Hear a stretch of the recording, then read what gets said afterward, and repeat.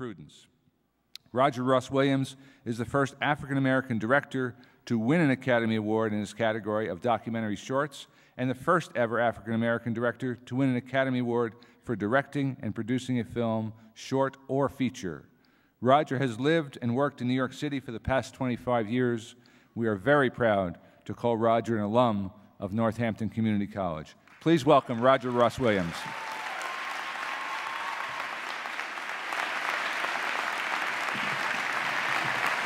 Thank you.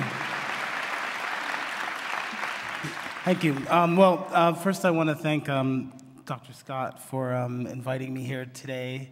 It's very exciting. It's been sort of a long journey getting here, both literally and figuratively. I started in Amsterdam, just came from the Sundance Film Festival, and arrived yesterday, so I'm a little jet-lagged. A lot of people ask me, how did you get to where you are? And I want to take this moment to talk about reinvention and adventure and taking risks. I've always tried to reinvent myself. I'm forever seeking adventure, and I never hesitate to take risks. But I didn't always realize that those were good traits. I thought I was just unfocused. When I sat where you're sitting, I had no idea what I wanted to do. So by default, and by the dreams of my single mother, I decided to go to pre-law school. And law school didn't end up working out for me, and it wasn't my destiny. So I had to reinvent myself. I decided to get a job in network news. I realized that my strength was telling stories. As a child, I always sort of fantasized, and I would write little stories and create characters. So this new job in network news was perfect. Because every day, we would do what we call in the business, I'd go to work and I'd get my story assignment. And then I would go out into the world and I would try to understand something totally new. I worked at CNN, I worked for Barbara Walters, I worked at ABC News, and I told countless stories of people from different worlds. And it led me to incredible adventures. And those adventures helped me to grow. And led also to a very growing career. But after years in television, I also felt the need to tell stories that was closer to who I am and closer to my heart. Once again, I felt the need to reinvent myself. I stopped working in television. I searched for a story that I really, really wanted to tell. That's when I found Prudence and her band in a school for disabled children in Zimbabwe. I didn't know anything about Zimbabwe. Even the name seemed strange to me, but it was an adventure. Traveling to Africa for the first time was an amazing experience for me because and meeting Prudence was another amazing experience because I hadn't been around disabled people. I got used to it pretty quickly, and in about 5 minutes, I was over that.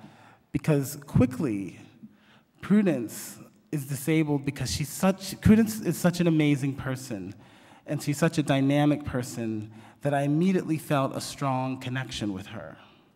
I spent a lot of time with Prudence at her grandmother's rural village near Victoria Falls. I slept in a hut. There was no running water. There was no electricity. I literally had to go back to my roots, and it was a profoundly emotional experience for me.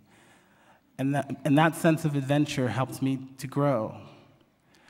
I knew the story that I would tell with my first documentary film would be a story close to my heart, and I knew from the beginning that that story was going to change my life forever. The making of the film took 2 years. Then came the Oscar and the recognition. I brought Prudence back to the US. During this whole amazing ride, I learned a valuable lesson. Prudence is a young woman who always stayed true to herself. But also, she's a young woman who struggled with so much bad luck in life. She had to always reinvent herself. When people didn't think much of her twisted body, she opened their eyes with her amazing voice. When she became the center of attention through an Oscar-winning film, she took the opportunity to turn that attention to other children with disabilities. She now works with UNICEF. She visited the White House. She touched many people's lives. And soon, she will be helped by American doctors who are getting her crooked spine straightened, something that's required to keep her alive. Prudence's life is an adventure. And in the process of telling her story, I realized that not only was I was on the greatest adventure of my life, but I had also reinvented myself once again. I was no longer a television producer. I was a documentarian. I became determined to make a difference in the lives of others. I found a greater calling. But telling Prudence's story in a way is like telling my own story. It's what I realized that I'm good at, first in high school, then here in Northampton, then in TV newsrooms, and most recently by telling personal stories of people who are both unique and universal. Looking back at that moment, I myself sat here way back in 1983. I had no clear idea where life was going to lead me. I had dreams, I had stories that I had created, but not much of a plan. Looking back at the time since then, I see a path, a process of life one step at a time, growing and learning who you really want to be. For me, that meant staying true to myself. That meant keeping myself and asking myself, what stories do I want to tell? My last story, Prudence's story, is one of survival and one of reinvention. More than anything in my life, it has taught me that nobody gets to where they want to be by taking a straight and narrow path. The road to success and happiness is filled with many, many twists and turns. And you have to be prepared and ready to accept that, and ready to explore, and ready for adventure.